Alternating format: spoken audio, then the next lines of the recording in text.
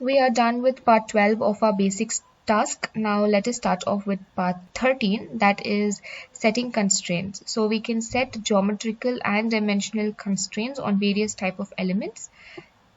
So before we begin, I want you to go through the first part of CATIA Sketcher, where we have discussed about the constraints, geometrical dimensions and constructional dimensions along with the colors for each and every constraint used. Now let us start off quickly by creating dimensional and geometrical constraints. So imagine we have a circle with an unknown dimension. So this is the tool which is called constraint on the right side. And we select the circle. We'll know the diameter. But still it is under constraint. So we have to constrain it to the axis.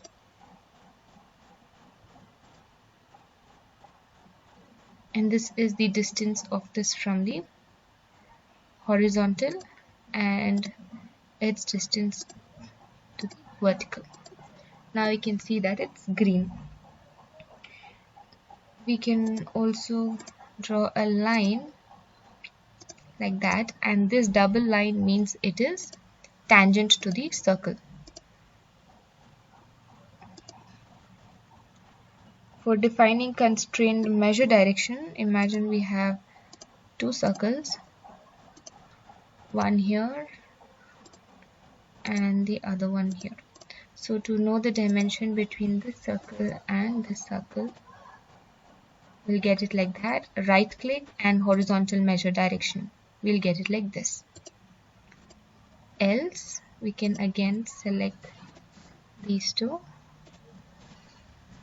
Right click, vertical measure direction. This is how we do it.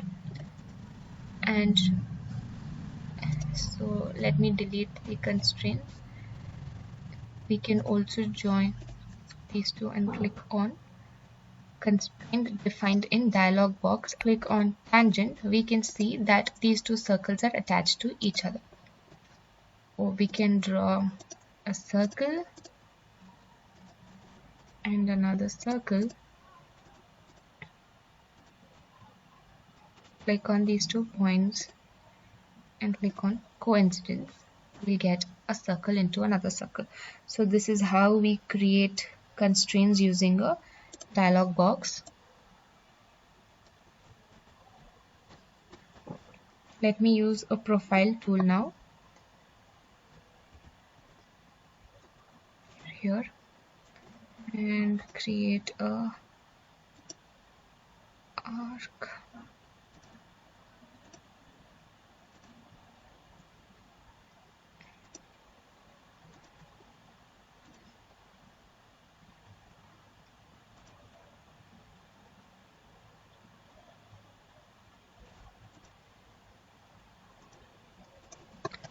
This is the image profile that we have.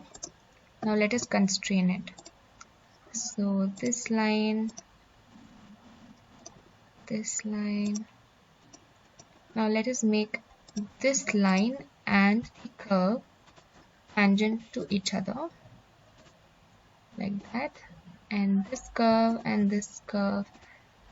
tangent like that. This line and this line perpendicular, and this line and this line curve tangent, and this curve and this line tangent, and this constrain it, constrain this one, this, and finally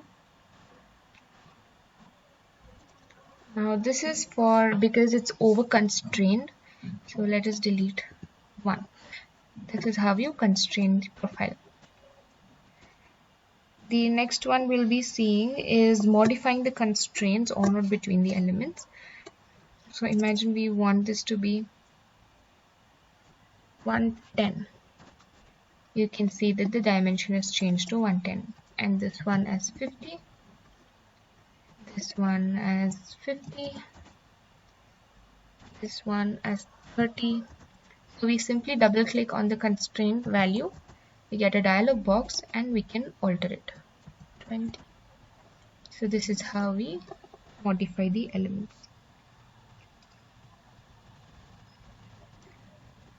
You can also change, since it's perpendicular, we'll not be able to change its value.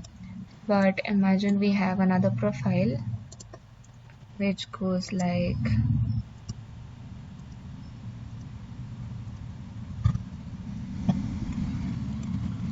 this, and the angle between this one and this one is 107. So we can double click on the value and change value to 120. Then we can see that the angle is changed. Sometimes we might get pink color like this, which means it's over constrained and some directions are repeated, because of which we will not be able to constrain it fully. So all we have to do is delete any one of the dimensions. So imagine we delete this, then it becomes constrained, or we delete this value, again it comes back to normal.